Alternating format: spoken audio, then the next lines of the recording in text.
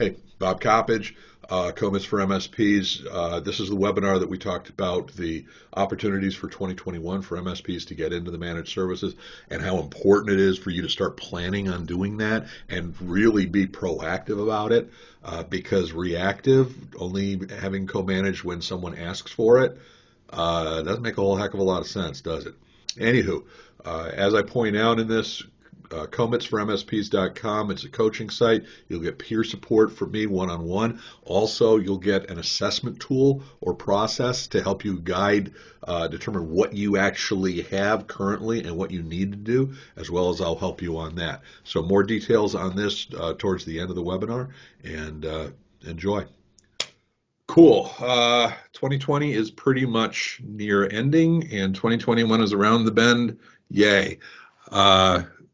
Insert whatever joke you want to about 2020 or what is out there waiting for us. I'm assuming it's Godzilla, but who knows? But I wanted to talk specifically about CoMITs and co-managed IT services as in terms of opportunities and in terms of some of the things that we all can do. The bottom line, though, is that when it comes down to it, none of us have a freaking clue as far as how 2021 is really going to play out. And it is going to be so different depending upon the verticals, depending upon the health of your organization, depending upon the health of your clients. And by that, I mean it's fiscal health as well as physical health, all of this kind of fun stuff that anybody who prognosticates specifics, I don't believe them, or they're self-serving or whatever you want to call it. The bottom line is, now I'm going to prognosticate. I think you're going to see extensions of what we've been going through. I think that's going to happen for Q1 and Q2. We're going to figure out what the vaccine actually means, whether or not, basically there's going to be adjustments in Q1 and Q2, but they're going to be adjustments that are extension of what we're already going through, plus the whole new politics, the new bailout that just got approved, plus, as we were saying, we can print more money if we want to. We'll see. In my opinion, Q3 and Q4 are really going to be the telling points, where if things are getting better, you'll start seeing companies raise their visibility, those who have not. I think Q3 and Q4 are going to be interesting, and that's pretty much from our standpoint is when we're really planning on going hot and heavy with additional marketing. We're doing a lot of marketing now on LinkedIn, and we're going to continue that, but it's very low burn, low key stuff. It's working. But it's not the traditional direct mail and all that kind of fun silliness. So that's just my take on it, and take it with a huge grain of salt, if not a salt. And let's see. But here's one of the things. We need a new market. And this gets down to the whole topic of this conversation. We can always if we have to continue doing what we did, how we did, where we did, all of that kind of fun stuff, it's basically going to be hopefully growth, but it's going to be growth competing with all of the other MSPs. Now, two things that I have seen from the industry standpoint, as far as MSPs go, there has been a lot of MSPs who have unfortunately gone out of business. Usually these are the smaller guys. However, I've also seen a whole lot of people who used to be internal IT who are now starting their own MSP. So there's a shakedown that's going on in the smaller organizations and all that kind of thing, but I'm not exactly sure what the net result will be, whether it's going to be, additional opportunities or fewer opportunities or nothing new here. I don't know. It's going to be interesting. But what a shock. I want to specifically talk about CoMITs as far as 2021. And I really want to talk, my key point here is really about preparing for the opportunity. Because I think one of the problems that I've created or added to was in a lot of my talks, I really have just said, hey, you should go out and do this. And we've created some materials and all that in the CoMIT site and all that kind of thing, but we don't really talk about what is involved here. So that's kind of what I want to talk about. And again, the opportunities, these are new markets. These are potential clients that you otherwise wouldn't have spoken to because they've got internal IT and they're happy. But the opportunity, you've got to bring it in through your marketing and sales process as well. Otherwise, you're going to be situational. You're going to be basically very reactionary, and that's not good from a long-term standpoint. You have to start thinking in terms of going out and getting this stuff. All right. If there's one takeaway from this today, it's that you have to start being proactive about developing a co-managed IT practice. I can't tell you how many people I talk to, probably one a week, who's reached out to me and says, "Hey, I've got this situation, and I just want some advice on how to help or how to deal with it or how to present it." And every time I talk to that person, they're inventing it at that moment in time. They're being very reactionary, and it's going to be very, very hard to repeat that, to grow that. But here's what I want to do. I want to turn the wheel a little bit. And instead of thinking of you, although you are all very important to me, rounding up, what I want to do is I really want to talk about the internal IT person. And think about their perspective and their situation. Put yourself in their shoes. And I'm talking about the smaller organizations, the 1 to 4 internal IT people. A lot of people think that the CoMITs is on the upper scale, but it actually scales down, in my opinion, in some ways better than scaling up, because they don't have all of your tools and best practices and all of that. The smaller organizations, they don't have time to go out, evaluate, implement best practice configuration. You've already done it. Whereas the larger organizations, the true M's in the SMB market, they've already done it, and they're just looking to you as an extension of what they're already doing. So don't discount the small IT department. So they've been saddled with work from home, work from anywhere. So they've been given suddenly all of these additional requirements that they're not necessarily ready for, they're not trained for, they're not thinking in those terms, all of which are things that as an MSP we should already have done. But let's take that a step further. All these other things are hitting them at the same time. You fire the whole FireEye thing, CMMC, phishing, training, the productivity questions, the outages that have happened on some of the cloud resources. As much as you are thinking, boy, what a pain in the tuchus that I have to deal with these things, they have to deal with it by themselves. This is a tremendous opportunity for someone who can approach them in a proactive and a positive way. So who are they going to reach out to? Because they've got all of these issues, all these problems. Are they going to bring you in? No, because the traditional MSP situation, that person the MSP is out to get their job. You're the enemy. You're the bad guy or gal. But you're the one who's actually trying to take over their job.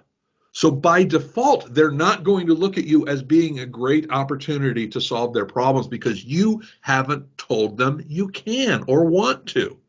And if all you did was just tell them, they're not going to believe you. How do we get over this? Because this is their situation right now.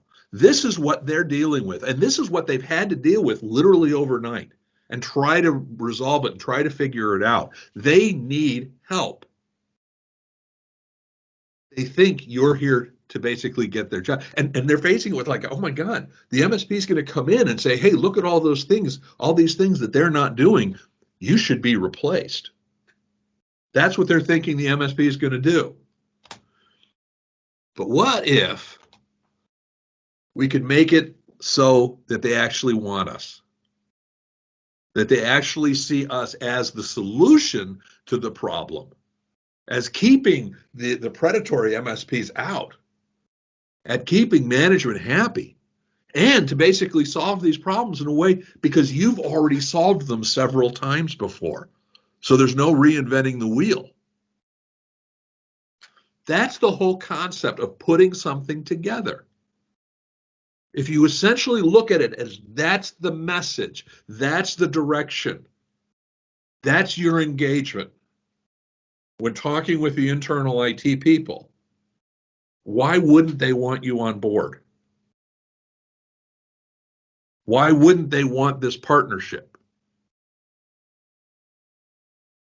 So what do MSPs do anyway? By the way, if there are any questions, feel free, just throw them into the chat or unmute your mic. I think you can do that too, whatever. When we talk about MSPs, there really are 5 solutions that MSPs deliver. And one of them, the top one, is Seagull. That's really projects, time and material kind of stuff.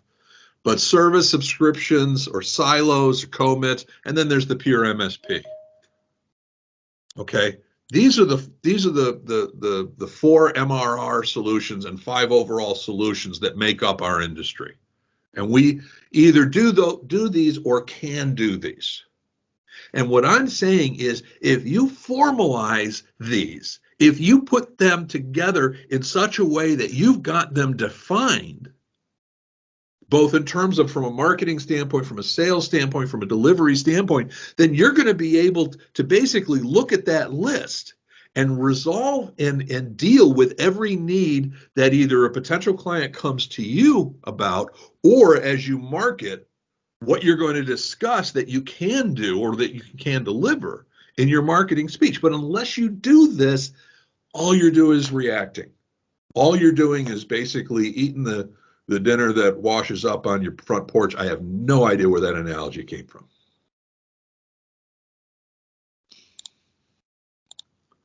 And again, this is just your traditional, the Seagull. Those are projects, time management, or time and material type stuff. The services, that's where all you are is a value-added reseller and not much value added. You're just really a reseller. You're just getting the 365 through you, the whatever. Silo is where you take on one particular vertical, you're responsible for firewalls, you're responsible for backups, you're responsible for security, but whatever. But there's very little give and take between them. The CoMITs is the partnership. And then the pure MSP, that's where there is no internal IT, you're handling all of it. Fairly straightforward as far as what the responsibilities are and where the relationships begin or end. But unless you define these things, then how do they know? And define these things in a way that's supportive of internal IT people, which is really the key. So the client comes to you, and when I say comes to you, it may be they're visiting your website. It may be they're reading a blog. It may be they're reading posts, social media, whatever. It's not necessarily them calling you. These are some of the examples. We just want this. We just need this. This is my problem, whatever. And if you don't have a solution that you can say, why, yes, we offer this. This is it. So you've got the speech, you've got the elevator pitch, you've got the response that actually deals with their headache, with the thing that they want to do. If you don't have that made already, then you're inventing it every single time that interaction happens. And you've got no opportunity to go out and say, hey, everybody, this is what we do. This is what we offer. So you want to have a standard solution. And by that, it's a collection. So we want to have a standard service-only solution. We want to have a standard silo solution. We want to have a standard CoMIT solution. We want to have a standard pure MSP solution. And all of them are going to be relatable to each other as far as where things begin or end, how we deal with it differently from a marketing standpoint or a sales standpoint or a service standpoint. So I just give these examples here. If you just want our licensing, that's a service only. You just need help desk. Well, we've got what we call server CoMITs. It's going to be a little bit more than that, but it's still going to be what you need. Can you manage our servers? Again, same thing, but it's desktop CoMITs, so on and so forth. Full CoMITs, pure MSP. So no matter where they want to come to us from in terms of the direction that they need or want, we've got a solution for them. But we need to make sure that it's scalable. Scalable essentially so it works for a small one person IT shop to a departmental one where there's maybe even a CIO and 4 or 5 IT people. It also, boy, does it have to be repeatable. Because if we can't do it the second time, then there's going to be an additional cost for managing and maintaining all of these different agreements and these different standards and all of that kind of fun stuff. And then we want it to be parallel. I can't emphasize this enough, because right now, most of us are somewhere in that 80% of our agreements are pure MSP. I'm at about 50% pure MSP, 50% CoMITs at this point. But I don't want to have a different marketing group, a different sales group, a different, service delivery, different groups of techs. I'm not that large, from an organization. We're about 20 people, about 12 techs or so. So I want to make sure that I don't have to train people in 3 different ways of handling one ticket. I just want them to handle the ticket and let the rest automatically take care of itself as much as possible. So what does that mean about your marketing? Your marketing has to be not hostile to internal IT. There's a lot of marketing that essentially says your status quo sucks and it's the current people's fault. Well, because that's what we used to do as MSPs, right? We wanted to basically talk to you about throwing the bad guys out because whoever's doing it now, boy, they stink. Well, it doesn't work well if you're looking to partner with internal IT, so you got to change the message. And in my opinion, you got to change the message in your pure MSP as well as your CoMITs. Because if on one side you're saying, hey, your current status quo sucks, but on the other side you're saying, well, but not you, you're good. That comes off as disingenuous in my opinion, and you're split.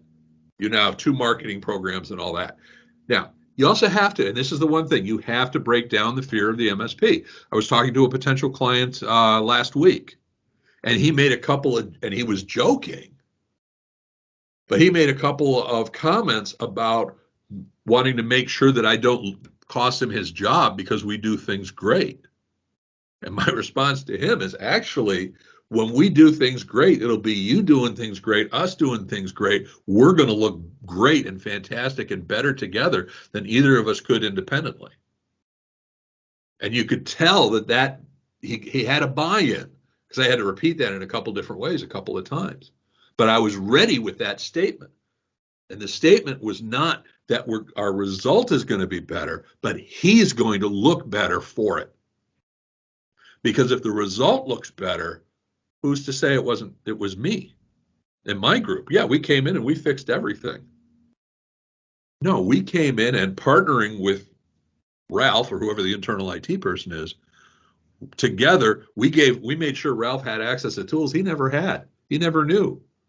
And because of that, he was able to really do some great stuff. And you've got to be value offering and adding to his or her life, not just to the client. At the end of the day, the goal of a pure MSP or a co-managed MSP, a CoMITs, is exactly the same, and that is for the IT to be running great on the part of the client.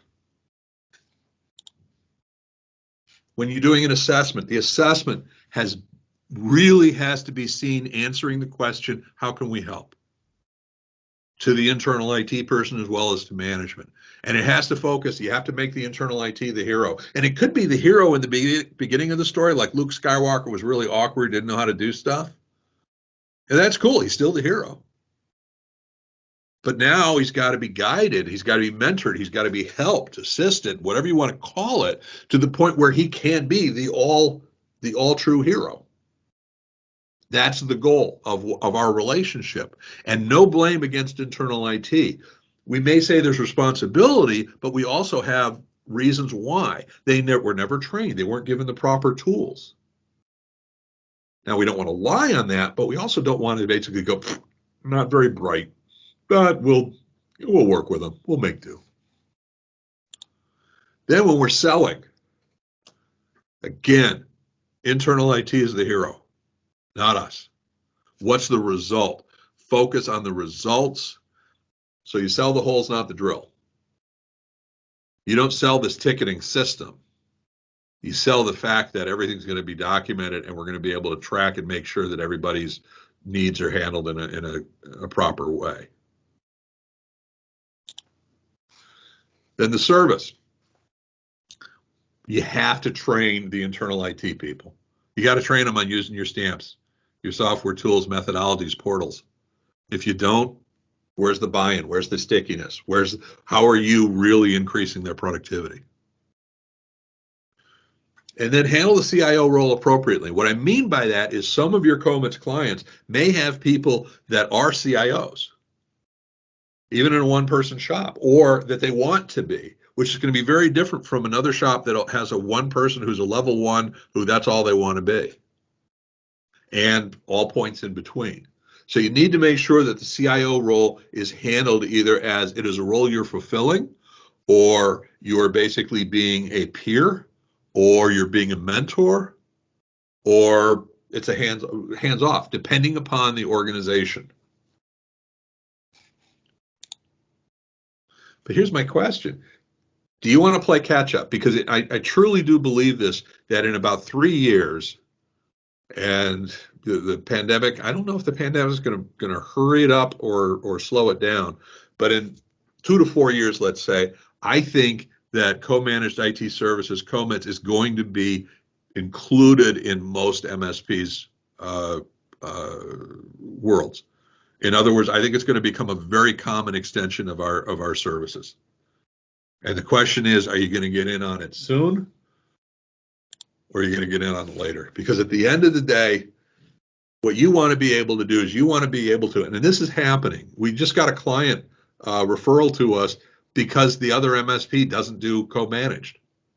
And they were good enough, and I don't even know how they heard of me, but they were good enough to refer us because we do co-managed and they don't. So what if you had an offering or a service that your competition didn't compete on price with you, couldn't do it, doesn't do it, or has some forced thing because they never thought it through? With some effort, this can be you. So what do you got to do? You got to assess where you're at. You got to figure out where you want to be, and then you got to put it in play. All right. I mean, it sounds simple, and it also sounds complex. It's neither. But it requires effort on your part. It's kind of that middle of the road thing. But you really need to market the same, sell the same, and deliver the same as best can. So now we start switching into what wonderful things I offer and all that. Yay. So those of you who don't know, I've written the only 2 books on co-managed IT services. I've been talking about this for a couple of years. We've been offering it for about 3 or 4 years. We're now at the point where 50% of our clients are CoMITs clients, and about 2/3 of our new clients are CoMITs clients. So it's definitely moving the needle in our direction. And we're at the point now where we probably get 2 CoMITs leads for every pure MSP lead. So my books are out on Amazon. Again, I've got a book written that's to help create a relationship with the CEOs, whether it's pure or co-managed. Then the survival guide for MSPs, and then this book, which is written for internal IT people. Got the videos. One thing, I do have the coaching site, which is comitsformsps.com, which includes all of this stuff. I do have, and I'm releasing it to the group next week, an actual self-assessment tool, which is really just a worksheet with some questions about where you currently are with marketing, where you currently are with service and sales and all of that kind of fun stuff. This includes one-on-one coaching with me, all that kind of fun stuff. And I am creating, there's a automatic $100 discount, oh boy, between now and the end of the year. This would also include some one-on-one in terms of your self-assessment and to work with you on that. And you get access to all resources through 2021. That's true for existing members of the group, and a monthly peer group that meets, wait for it, every month to go over their CoMITs progress and all that. That's comitsformsps.com/shop. But here's the thing.